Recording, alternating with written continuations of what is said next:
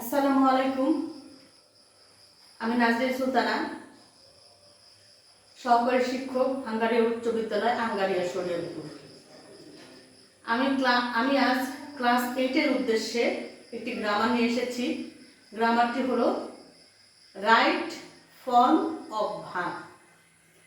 এই right form of verb কি, কোথায় ব্যবহার করি, কিভাবে ব্যবহার করব, সে সম্পর্কে আজকের এই ভিডিওতে দেখাবো।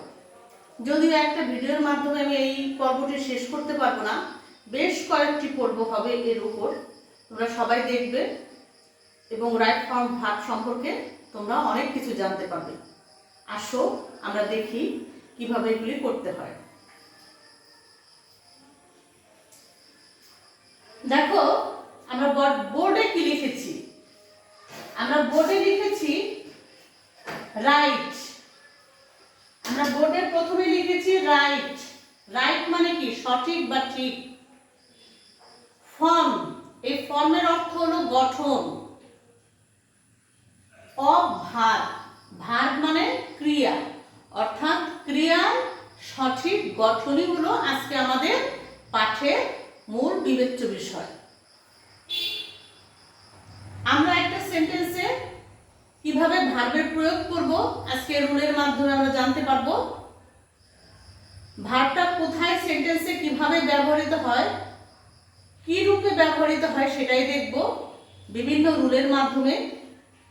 আজকে প্রথমে যে দুটো রুল দেখাচ্ছি, প্রথম রুলটা যদিও লিখিনি, রুলটা 1 নাম্বার দিয়ে আমি উদাহরণে চলে গেছি, অর্থাৎ এটা সম্পর্কে আমি আলোচনা করব। প্রথম রুলটার মূল কথা, প্রথম রুলের মূল কথা হলো সেন্টেন্সের সাবজেক্ট অনুপাতে ভার্ব হবে। সেন্টেন্সের সাবজেক্ট অনুপাতে ভার্ব বসবে। সাবজেক্ট যদি থার্ড পারসন সিঙ্গুলার নাম্বার হয়, আমি আবারও বলছি, সাবজেক্ট যদি থার্ড পারসন সিঙ্গুলার নাম্বার হয়, ভার্বও সিঙ্গুলার হবে। আর সাবজেক্ট যদি থার্ড পারসন প্লুরাল নাম্বার হয়, তাহলে ভার্বও প্লুরাল ফর্ম হবে। তাহলে আমার প্রথম রুলটা হলো, প্রথমে দেখো আমি বলতেছি 1 নাম্বার, সেখানে কিছুই লিখিনি, উদাহরণ দিয়েছি কয়েকটা। প্রথম রুলটা হলো সাবজেক্টের উপর ভিত্তি করে ভার্বের পরিবর্তন হবে। Subject third person singular number হলে verb singular, subject third person plural number হলে ভার্ব প্লুরাল। দেখো প্রথম উদাহরণ, দি বয় বি। এই বি মানে কি? এই বি মানে হলো be verb, to be verb. এই টু বি ভার্বটা যদি আমরা বিশ্লেষণ করি, তাহলে বি মানে হলো, আমরা জানি am, is, are, এটা হলো প্রেজেন্ট ফর্মে থাকে। আর পাস্ট ফর্মে থাকে হলো was অথবা were, আর পাস্ট পার্টিসিপল থাকে হলো been। তাহলে আমরা বি মানে কি জানলাম? বি রে যখন আমরা ভাঙবো, বি মানে হলো am, is, are প্রেজেন্ট ফর্মে, পাস্ট ফর্মে হলো was, were, আর পাস্ট পার্টিসিপল হলো been। এখন এই সাবজেক্ট যদি থার্ড পারসন সিঙ্গুলার নাম্বার হয়, এই ভার্বও কি হবে? সিঙ্গুলার হবে। হয় তোমার ইজ, হয় ইজ বসবে, নাহলে ওয়াজ বসবে। যদি তোমার এই যে প্লুরাল ফর্ম, দেখো যদি প্লুরাল ফর্ম হয়, হয় আর বসবে, নাহলে ওয়ার বসবে। তাহলে আমরা কি জানলাম? বি মানে এম ইজ আর, এমটা বসে সাধারণত আই এর ক্ষেত্রে, আই ছাড়া কারো ক্ষেত্রে এম বসে না। ইজ বসে বা ওয়াজ বসে সাবজেক্ট রূপে, থার্ড পারসন সিঙ্গুলার নাম্বার হলে প্রেজেন্ট টেন্সের ক্ষেত্রে ইজ, পাস্ট টেন্সের ক্ষেত্রে ওয়াজ, আর থার্ড পারসন প্লুরাল নাম্বার হলে হয় আর বসবে না ওয়ার বসবে। আর বসবে হলো প্রেজেন্ট টেন্সের ক্ষেত্রে, ওয়ার বসবে হলো পাস্ট টেন্সের ক্ষেত্রে। আচ্ছা, আমার এখানে সাবজেক্ট আছে বয়, দি বয়। ছেলেটি, কোনো একটা ছেলেকে নির্দেশ করা হয়েছে, কোনো একটা ছেলেকে, তার মানে কি? সিঙ্গুলার নাম্বার, থার্ড পারসন তাহলে আমি এখানে লিখতে পারি কি, দি বয়, এই বির জায়গায় হয় ইজ অথবা ওয়াজ, পাস্ট টেন্সের ক্ষেত্রে প্লেইং।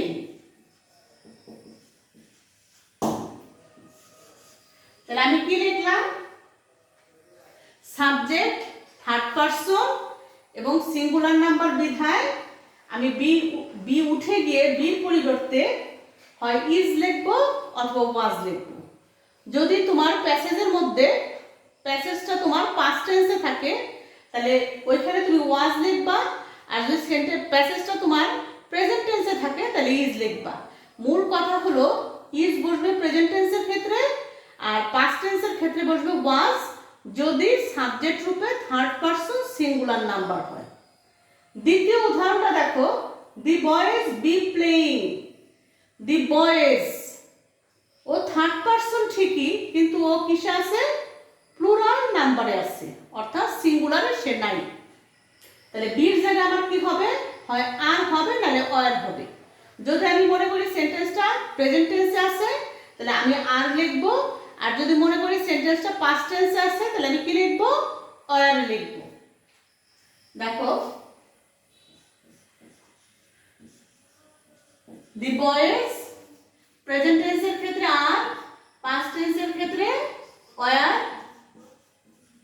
প্লেইং।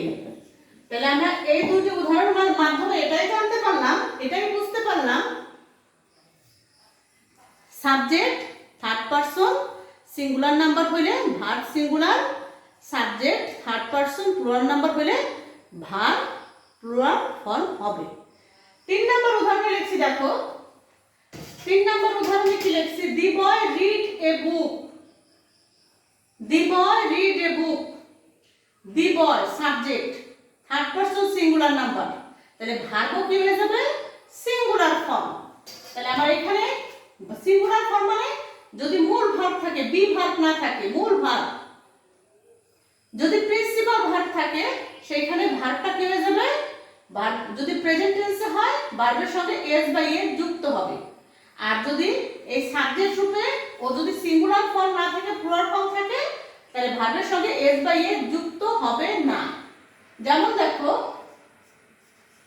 দি বয় তখন হয়ে যাবে রিডস এ বুক।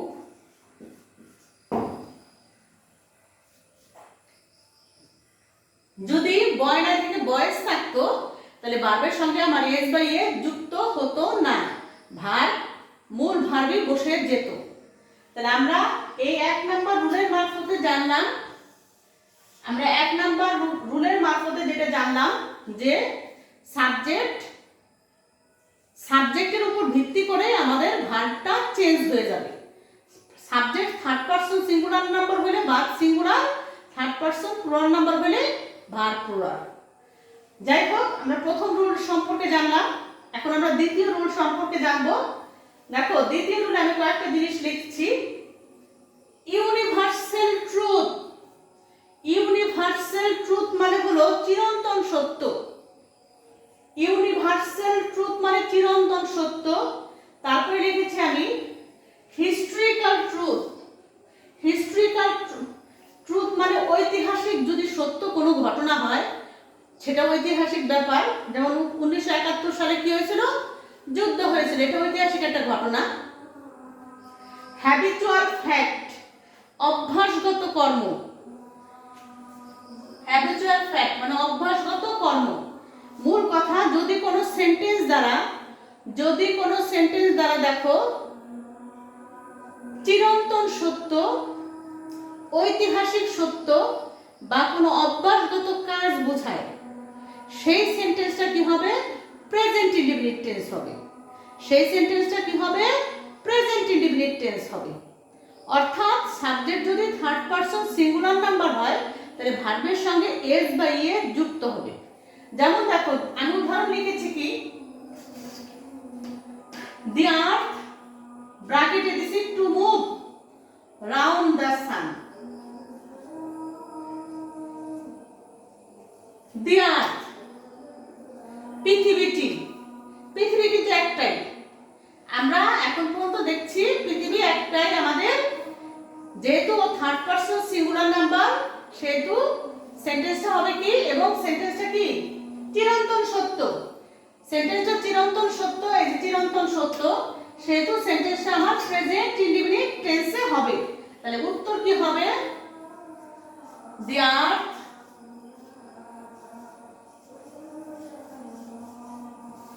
মুভ হয়ে যাবে, মুভস, টু উঠে যাবে, round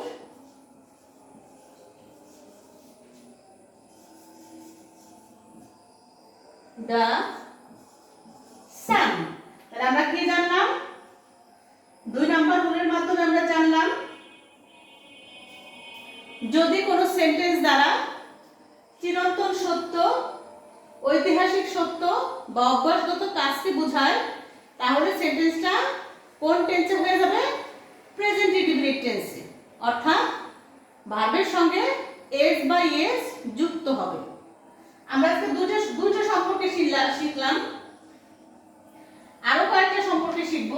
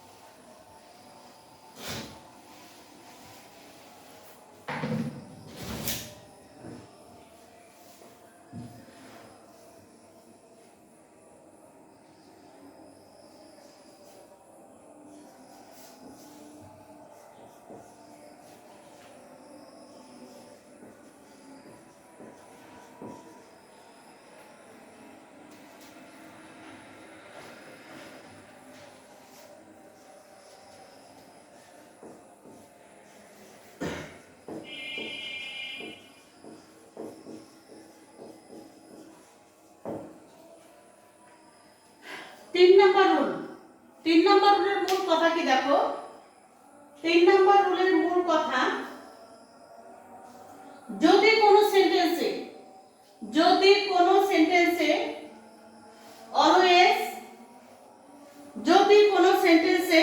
always regularly, sometimes, often, generally, daily, everyday, occasionally, usually, normally, যদি কোনো সেন্টেন্সে, আমি আবারও বলছি, যদি কোনো সেন্টেন্সে দেখো লেখা আছে অলওয়েজ, অথবা রেগুলারলি, অথবা sometimes, generally, daily, everyday, occasionally, usually, normally, যদি এই শব্দগুলি দেখো তাহলে সেন্টেন্সটা হবে কোন টেন্সে? প্রেজেন্ট ইনডিফিনিট টেন্সে। দেখো অলওয়েজ আছে, আমি যে উদাহরণটা দিয়েছি তার মধ্যে কি আছে? অলওয়েজ আছে। আমি যে শব্দগুলি বলেছি আবারও বলছি, অলওয়েজ, রেগুলারলি, তারপরে কি সামটাইমস,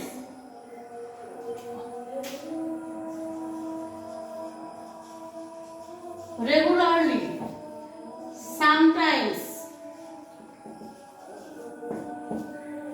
ডেইলি,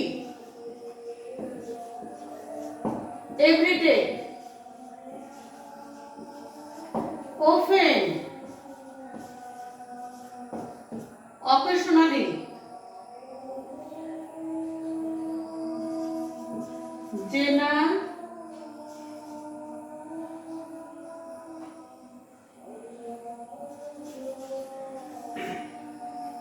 আরো অনেক কিছু আছে। যাই হোক, যদি কোনো সেন্টেন্সে অলওয়েজ শব্দটা আমি তো সেন্টেন্সের মধ্যে লিখেছি, অলওয়েজ, রেগুলারলি, সামটাইম বা সামটাইমস,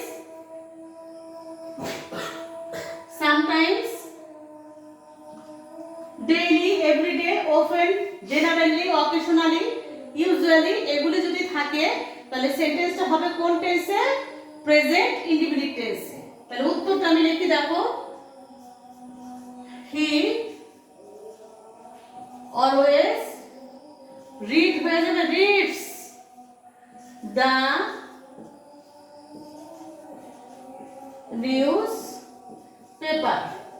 তাহলে রাইট ফর্ম ভার্বের 3 নম্বর রুলে আমরা শিখলাম, যদি কোনো সেন্টেন্সের যে কোনো জায়গায়, সেন্টেন্সের মাঝখানে যে কোনো জায়গায় তুমি যদি অলওয়েজ দেখো কিংবা যে শব্দগুলি লিখেছি regularly, sometimes, daily, everyday, often, generally, occasionally, usually, এই শব্দগুলি যদি থাকে তাহলে সেন্টেন্সটা হবে কোন টেন্সে? প্রেজেন্ট ইনডিফিনিট টেন্সে।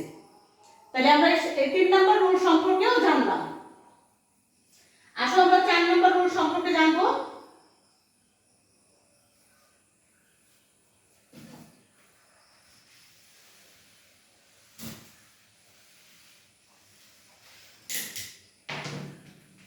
চার নম্বর রুল,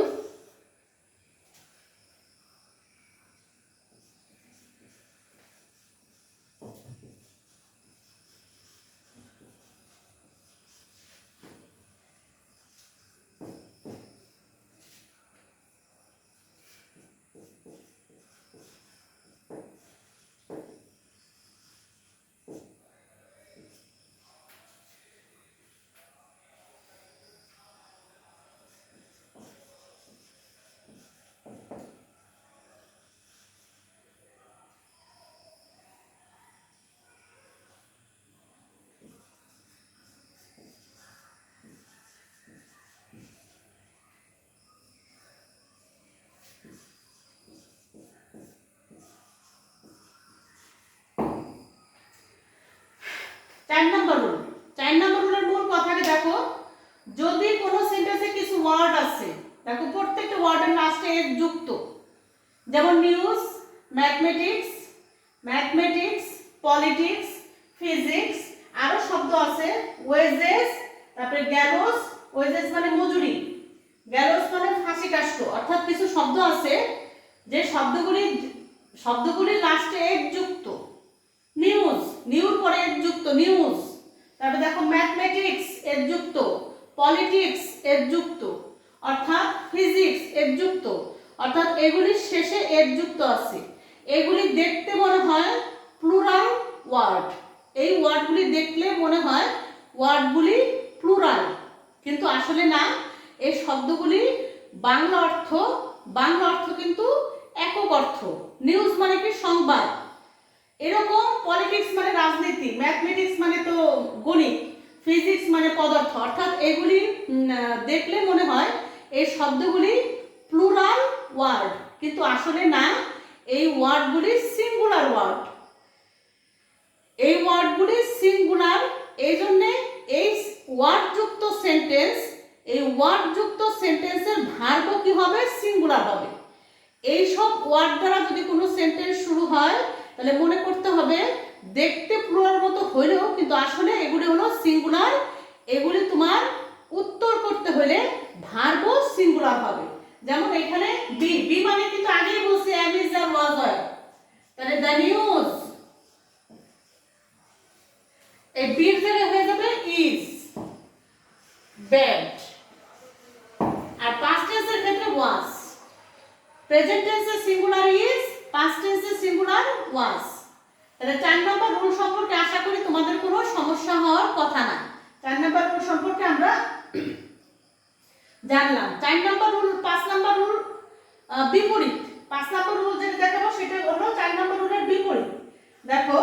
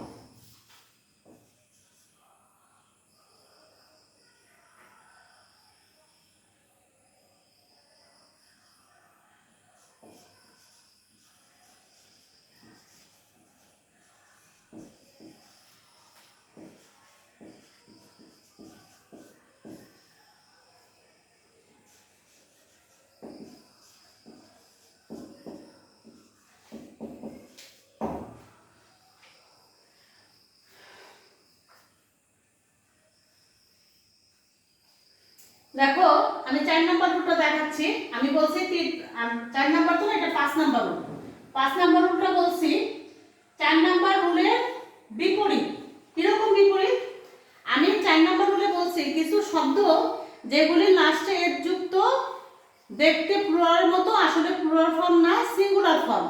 এখন আমি যে শব্দগুলি দেখাচ্ছি, যেমন people, cattle, police, dozen, poultry, mankind, আরো শব্দ আছে, সেটা হলো কি পিসেন্ট্রি, পিসেন্ট্রি আছে, জেন্ট্রি আছে। এই শব্দগুলি আমি সব শব্দ লিখিনি, আমি কিছু উদাহরণ দেওয়ার জন্য লিখেছি। যেমন এই শব্দগুলি দেখতে মনে হয় সিঙ্গুলার, পিপল মনে হয় সিঙ্গুলার, ক্যাটেল মনে হয় singular, police, dozen, poultry, mankind, অর্থাৎ শব্দগুলি দেখতে সিঙ্গুলারের মতো, আসলে ওরা সিঙ্গুলার না, ওরা হলো প্লুরাল। ওদের পরে যে ভার্ব বসে সেই ভার্বটাও প্লুরাল ফর্মে বসে। আমার 4 নম্বরে ছিল দেখতে প্লুরালের মতো কিন্তু আসলে সিঙ্গুলার, আর 5 নম্বরে বলছে দেখতে সিঙ্গুলারের মতো আসলে প্লুরাল। এদের পরে ভার্বও কি হবে? প্লুরাল ফর্ম হবে। যেমন দেখো আমি যখন এটা লিখছি, উদাহরণ লিখছি, দেখো 3 ডজন, 3 ডজন অর্থাৎ 3 ডজন মেক তৈরি করে 36, তার মানে কি 36। তাহলে এইখানে এইটা এই যে ডজন, ওর সাথে আছে 3, যাই হোক ও ডজন, ডজন মানে কি 12টা, অর্থাৎ 12টায় 1 ডজন। ডজন বলতে বুঝাইছে হলো 12টা, তার মানে সে সিঙ্গুলার না, সে হলো প্লুরাল ফর্ম। তাহলে এখানে কি হবে? উত্তর কি হবে? ভার্ব প্লুরাল ফর্ম হবে। 3 ডজন হয়ে যাবে মেক, তখন আর ভার্বের সঙ্গে এস বা ই এর যুক্ত হবে না। 36, অর্থাৎ দেখো যেভাবে ভার্ব আছে সেভাবে ভার্ব বসে গেছে। মূল কথা, কিছু শব্দ দেখতে সিঙ্গুলারের মতো কিন্তু আসলে সিঙ্গুলার না, প্লুরাল।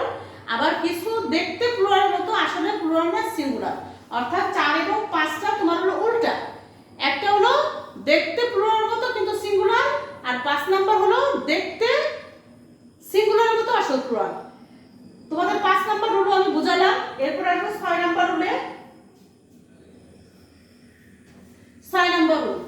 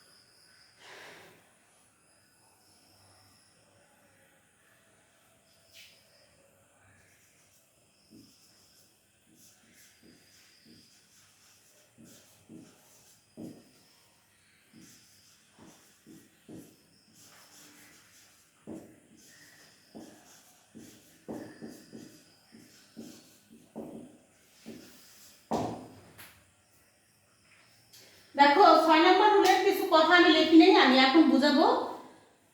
6 নাম্বার রুলের মূল কথা হলো যদি কোনো সেন্টেন্স দ্বারা সাবজেক্ট রূপে আনকাউন্টেবল নাউন বসে, সাবজেক্ট রূপে আনকাউন্টেবল নাউন বসে। আমি বলছি এর আগে যখন আমি তোমাদের নাউন শিখিয়েছি তখন আমি তোমাদের আনকাউন্টেবল নাউন সম্পর্কে বলেছি। নাউন মূলত 2 প্রকার, কাউন্টেবল এবং আনকাউন্টেবল। কাউন্টেবলে দেখা গেছে আমরা 4টেই করছি, প্রপার নাউন, কমন নাউন, আরেকটা কি proper noun, common noun, collective noun, 4টে বা 3টে। আর হলো 3টে হলো কাউন্টেবল নাউনের মধ্যে পড়ছে। আর আনকাউন্টেবল নাউনের মধ্যে হলো তোমার হলো কাউন্টেবলের একটা, আর একটা হচ্ছে হলো অ্যাবস্ট্রাক্ট নাউন। কাউন্টেবল আছে ম্যাটেরিয়াল নাউন, কাউন্টেবল নাউনের মধ্যে একটা আছে হলো ম্যাটেরিয়াল নাউন, না সরি আমারই ভুল হয়েছে। আমি কাউন্টেবলে দেখেছি 3টে, তিনটে হলো proper noun, common noun, collective noun. আর আনকাউন্টেবল দেখাচ্ছে দুটো, সেটা হলো ম্যাটেরিয়াল নাউন আর একটা হলো অ্যাবস্ট্রাক্ট নাউন। ম্যাটেরিয়াল নাউন এবং অ্যাবস্ট্রাক্ট নাউন, এই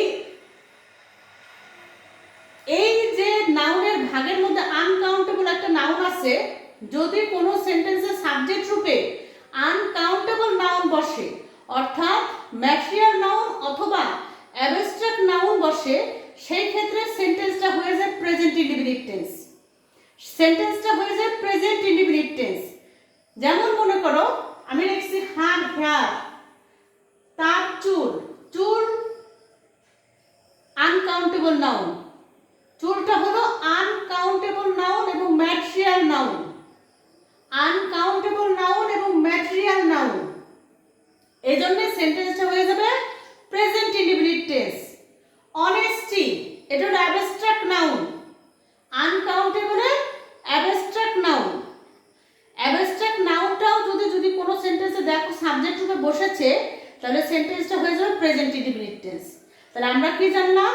এর আগের এসেও জানছি নাউন মূলত প্রধানত আমরা দুই ভাগে ভাগ করি, কাউন্টেবল, আনকাউন্টেবল। আনকাউন্টেবলের মধ্যে দুইটা, সেটা হলো একটা হলো ম্যাটেরিয়াল নাউন আর এটা হলো অ্যাবস্ট্রাক্ট নাউন। যাই হোক, হার হেয়ার এটা হলো ম্যাটেরিয়াল নাউনের মধ্যে পড়ছে। এই জন্য আমাদের এই রুলটার মূল কথা হলো, যদি কোনো সেন্টেন্সের সাবজেক্ট রূপে আনকাউন্টেবল নাউন বসে, সাবজেক্ট রূপে আনকাউন্টেবল নাউন বসে, সেটা হইতে পারে ম্যাটেরিয়াল নাউন, হইতে পারে অ্যাবস্ট্রাক্ট নাউন, সেই ক্ষেত্রে সেন্টেন্সটা হবে হলো প্রেজেন্ট ইনডিফিনিট টেন্স। অর্থাৎ দেখো হার হেয়ার কি হবে? ইজ। হার হেয়ার এর বির পরিবর্তে হয়ে যাবে কি? Is black. আর honesty, abstract noun is the, পরের ট্রু যেভাবে আছে সেভাবে। যাই হোক, 7 নম্বর রুল সম্পর্কে আমরা জানলাম। আমরা 8 নম্বর রুল সম্পর্কে জানবো।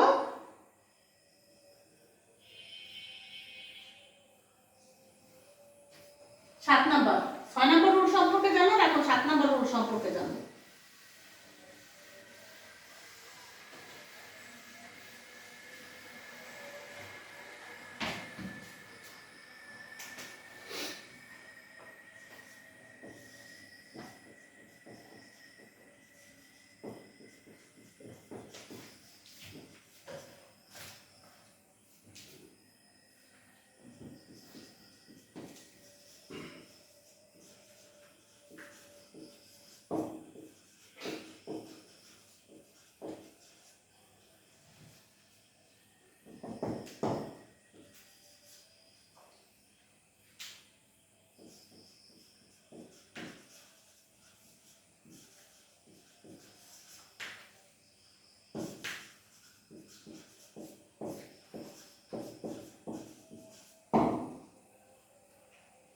সাত নম্বর রুল। 7 নম্বর রুলের মূল কথা, যদি কোনো সেন্টেন্সের শুরুতে is, every, everybody, everyone, somebody, someone, nobody, no one, অনেক কিছু আছে, আমি অল্প কয়েকটা শব্দ লিখেছি, শুধু অনেকগুলি শব্দ আছে। Everything, either, many, who, what, whatever, who, what, whatever, এই শব্দগুলি যদি কোনো সেন্টেন্সে দেখো, এই শব্দগুলি কিন্তু সিঙ্গুলার ফর্ম না। যেমন এভরিবডি, প্রত্যেকে, এটা কিন্তু সিঙ্গুলার ফর্ম না। ইজ বয়, প্রত্যেক ছেলে, এটাও কিন্তু সিঙ্গুলার ফর্ম না।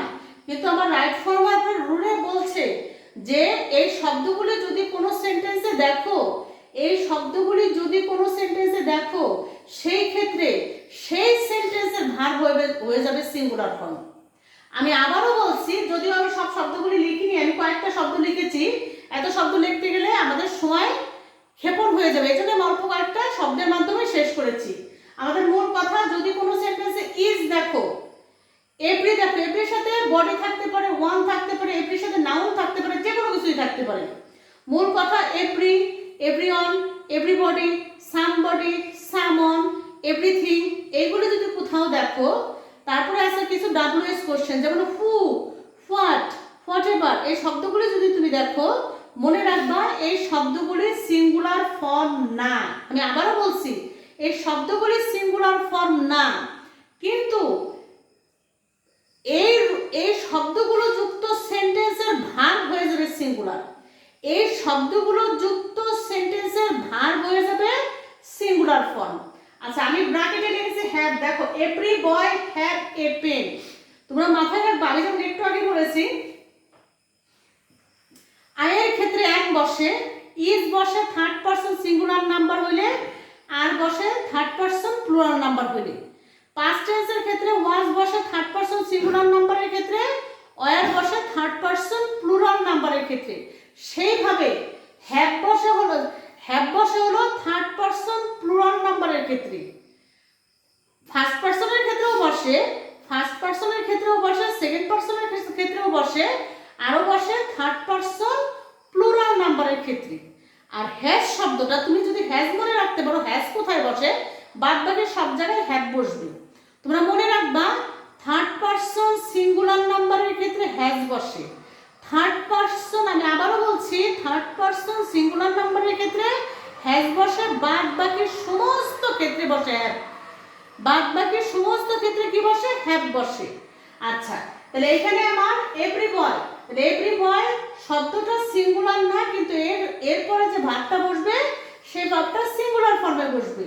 আমার ব্র্যাকেটে ভার্ব আছে হ্যাভ, তাহলে আমার হ্যাভের জায়গায় হয়ে যাবে কি? হ্যাজ। হ্যাজ হলো কি বলছে? Singular form. Third person singular নাম্বারের ক্ষেত্রে হ্যাজ বসে। তাহলে কি লিখবো? এভরি বয় হ্যাভ আছে, হয়ে যাবে কি? Has a pen. যাই হোক, একদিনে এত রাইট ফ্রম ভার্ব শেখানো যাবে না। আমি যতটুকু পারি বোর্ডে বুঝাই তোমাদের চেষ্টা করব এক এক করে শেষ করার জন্য।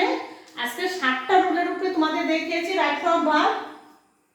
আজকে 7টা রুলের উপরে তোমাদের রাইট ফ্রম ভার্ব দেখিয়েছি। আমি আরেকটা ভিডিওতে তোমাদের 8 থেকে শুরু করব, এরকম পার্ট বাই পার্ট আমি রাইট ফ্রম ভার্ব চেষ্টা করব বিভিন্ন ভিডিওর মাধ্যমে তোমাদের শেষ করে দেওয়ার জন্য। তোমরা ভালো থেকো, সুস্থ থেকো, আল্লাহ হাফেজ।